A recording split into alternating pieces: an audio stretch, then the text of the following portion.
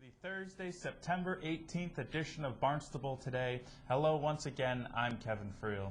A short time ago, we had the opportunity to speak with Assistant Town Manager Tom Lynch to fill us in on this evening's Town Council agenda. That's our top story. Thanks for joining us. I'm Melissa Chartrand.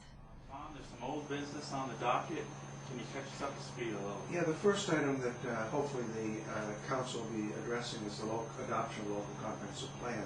It's been, we've had a couple of public hearings on it, presentations on it by Growth Management Department, because the planning board worked very hard on this, the local comprehensive planning group. And we're at the point where we've asked all the councils to put questions in so we can hopefully address all those concerns they have. Whether that's adopted or not, there's not a strict time restraint on that, but we'd like to get adopted as soon as possible. And then there'll be a public hearing, a joint public hearing for planning board and the town council on some shopping district overlay planning issues that they have.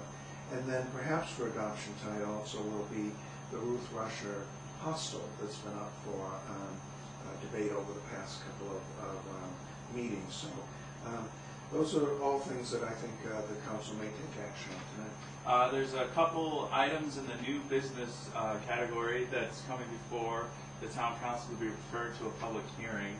One of those is community preservation action. Yeah, I think for those that want to plan ahead, there are quite a few issues. One is a proposal by the Housing Assistance Corporation that would have a buy down of certain properties so that they can take low-income families who may need assistance with the down payment, do a deed restriction so the unit stays permanently affordable, and bring it into the roles of the affordable housing stock. So that's a community preservation issue that will be referred to a future public hearing. And there was also a couple grants that are of note that are coming before the town council tonight. Yeah. One will require a public hearing, and that's a Homeland Security one. And that would allow money to purchase a new vessel for patrolling in the Hyannis Harbor area, and that'll be referred to a public hearing for October 2nd. But two that we hope that will be acted on. One is a $6,000 grant from the Cape and Islands Elder Services to help the Barnstable Senior Center with transportation issues, and they've been very good about giving us those additional funding each year. I also, sorry. Go ahead.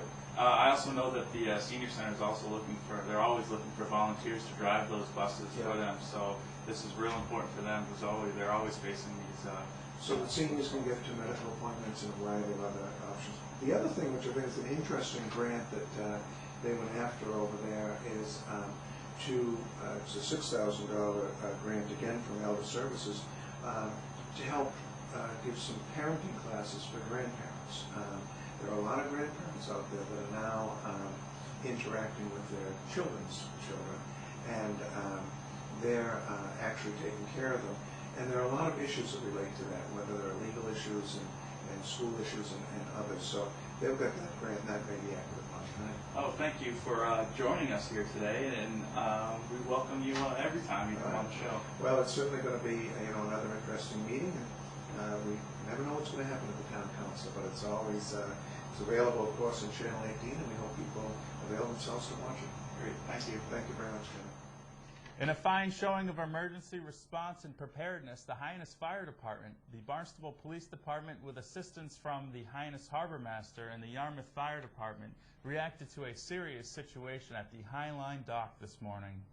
According to the Cape Cod Times website, a fire started on board the Highline ferry Lady Martha while inside Hyannis Harbor on a return trip from Oak Bluffs. Further information about the fire and the details of the incident are not available at this time. Kevin, recently you had the opportunity to chat with Kathleen Gerard about her role in the Growth Management Department as CDBG Coordinator. What is CDBG? Kevin, that's a Community Development Block Grant Program. It's a federally funded grant that comes from the U.S. Department of Housing and Urban Development.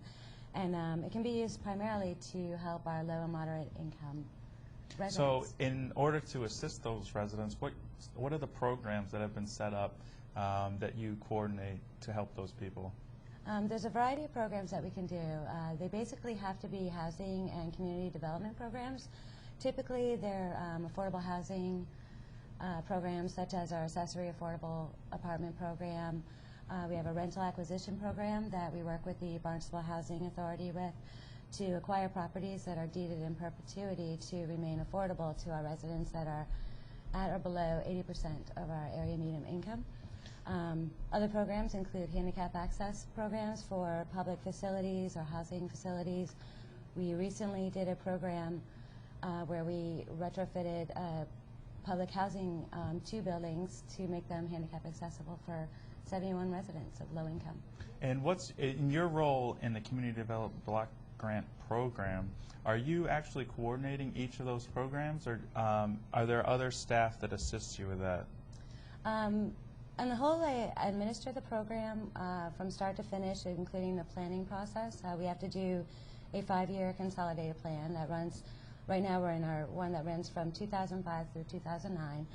Every year we do an annual action plan, and then at the end of that we have to do a consolidated annual performance evaluation report, which is a report of our progress that we made in meeting our plan goals. In addition, we do have other staff that does help with the program. Cindy Dubkowski is the Accessory Affordable Apartment Program Coordinator. So she basically takes on the responsibility of running that particular program. So recently you've hosted a public hearing about the CDBG program. What was that hearing for? The process includes public input. So in our planning process and in our performance evaluations, we need to include comments from the public.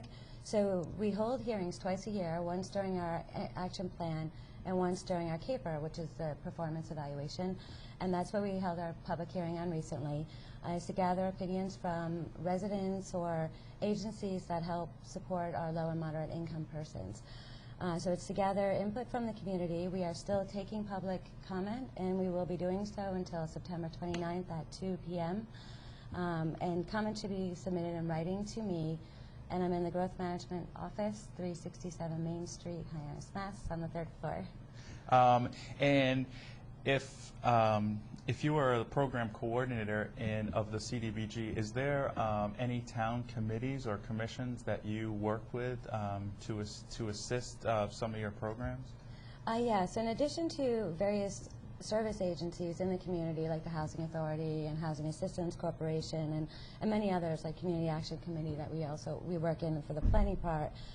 We also, I staff the Barnstable Economic Development Commission, and we include the Barnstable Disability Commission, the Barnstable Housing Committee in the planning process. So I usually report to them, invite them to the meetings, and try to get their input on what the town's housing and community development needs are. Meanwhile, don't forget the sign-ups for all Barnstable Recreation Fall programs is ongoing, and more information can be found at the town's website or by contacting the Recreation Department's office. We would like to congratulate all who participated in the Rec Department's Hooked On Fishing Derby held last Saturday. First place prizes were awarded to Catherine O'Neill in the adult division, Anthony Petsy in the teen division, and Christian Ostum in the child division. Sounds like we'll have some fairly good weather to get outside and enjoy these September days. However, if you will be traveling in the direction of Barnstable Village, be mindful that the Massachusetts Highway Department will be installing 200 feet of sidewalk along the Route 6A corridor from the Railroad Bridge underpass heading towards Route 132. The work has begun and it should last about 3 weeks. On the meeting front, tonight's Town Council meeting gets underway at 7 p.m. That's the only meeting scheduled for this evening. And that will wrap up our show. Thanks for joining us. I'm Melissa Chartrand. We'll see you right back here tomorrow. I'm Kevin Friel.